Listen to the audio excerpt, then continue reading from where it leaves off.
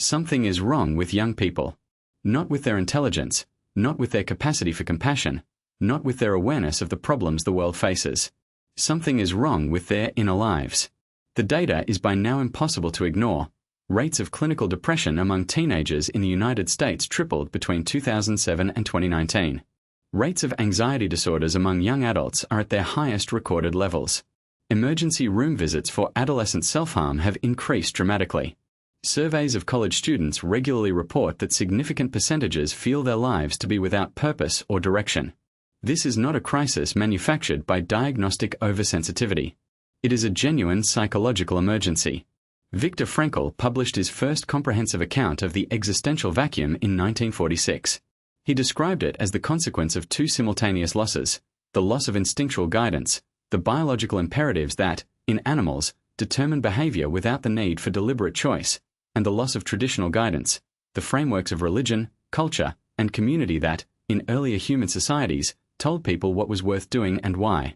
Together, these losses produced a condition he predicted would become epidemic, a widespread experience of inner emptiness, of having the freedom to choose everything and no clear basis on which to choose anything. For young people specifically, this crisis has a particular sharpness. Adolescence and early adulthood are, developmentally, the period in which the question of identity, who am I and what am I for, is most urgent and most destabilizing. In earlier eras, this question was answered, at least provisionally, by the structures young people were born into: the family's trade or profession, the community's religious tradition, the culture's shared narrative about what a good life looked like. These answers were sometimes constraining, often imperfect, occasionally destructive. But they functioned as a ground on which the young person could stand while they did the work of becoming themselves. The young people of the 21st century have, in many cases, no such ground. They are told that they can be anything, do anything, become anything, and this limitlessness, rather than liberating them, produces a specific form of paralysis that Frankl would have recognized immediately. The existential vacuum is not filled by infinite possibility. It is deepened by it. The person who could do anything has no particular reason to do any specific thing. The absence of constraint, without the presence of genuine meaning, is not freedom. It is the vertigo of the groundless. Social media has added a specific and devastating layer to this dynamic. The constant comparison enabled by digital platforms produces a continuous, low-grade awareness that however one's life is going, someone else's is going better, or at least appearing to.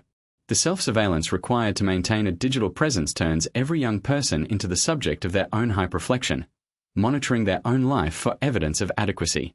And the metrics by which digital life measures value, follow accounts, likes, views, engagement, are fundamentally Adlerian. They measure power and status, not meaning. Frankl would not have been surprised. He predicted, with great specificity, that a society organized around pleasure, power, and status would produce epidemic meaninglessness among its young, and that this meaninglessness would express itself in depression, aggression, and addiction. The opioid crisis, the gang violence, the epidemic of teen depression, these are not unrelated phenomena.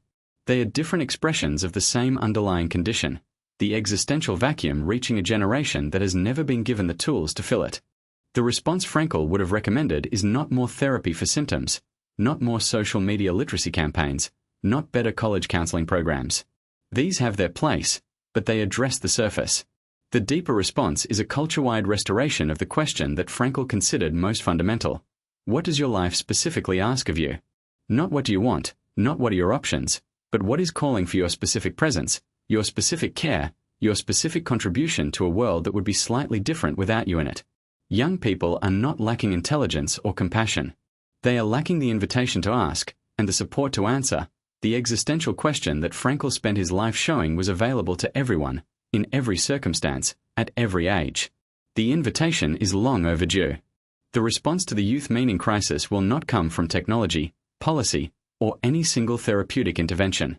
It will come from the patient, unglamorous work of helping young people encounter, in education, in family life, in community, in genuine relationships with people who have found their own meaning, the question that Frankl considered most fundamental.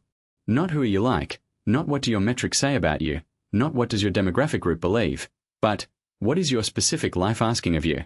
What can only you contribute, given where you are and who you are and what you have been through? These questions, asked seriously and answered honestly, are the beginning of the only kind of inner health that lasts, the kind built on genuine engagement rather than borrowed identity, on real love rather than digital validation, on meaning earned rather than performed. Subscribe to The Psychology of Viktor Frankl to explore more of his timeless ideas.